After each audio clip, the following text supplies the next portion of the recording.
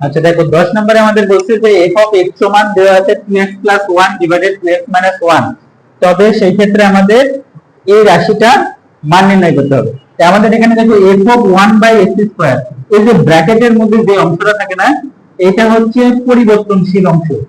অর্থাৎ এই যে এখানে আমাদের ব্র্যাকেটের মধ্যে যে x আছে, এই x এর জায়গায় তুমি 5 থেকে এখানে যেখানে যেখানে x থাকবে সব জায়গায় 5 বসবে। এই x এর জায়গায় পৃথিবী লিখলে সব x এর জায়গায় কি বসবে? পৃথিবী।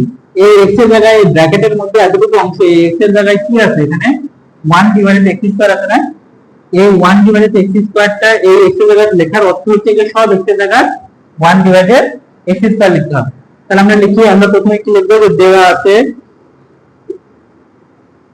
দেওয়া আছে f অফ x সমান 2x প্লাস কত 1 ডিভাইডেড 2x মাইনাস কত 1।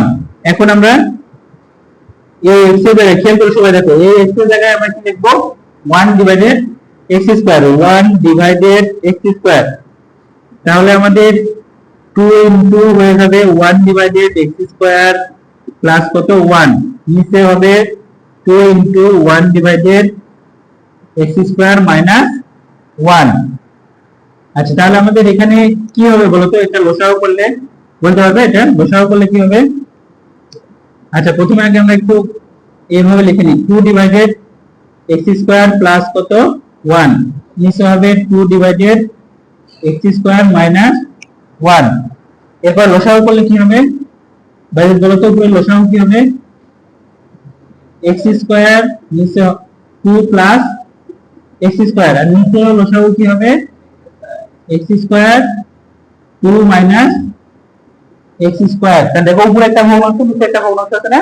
তাহলে এটা আমরা কি করতে? গুণ করে দিয়ে নিচের ভগ্নাংশ বিপরীতকরণ করতে হবে, অর্থাৎ উল্টায় দিতে হবে। তাহলে আমরা কি সমান এটা পেলাম? এটা পেলাম আমরা f of 1 divided x square সমান 2 প্লাস x স্কয়ার ডিভাইডেড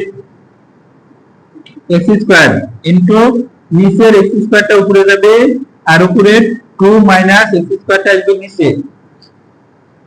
তাহলে এই x স্কয়ার কেটে যাবে। তাহলে f of 1 divided x square সমান আমরা পাবো 2 plus x square divided 2 minus x square.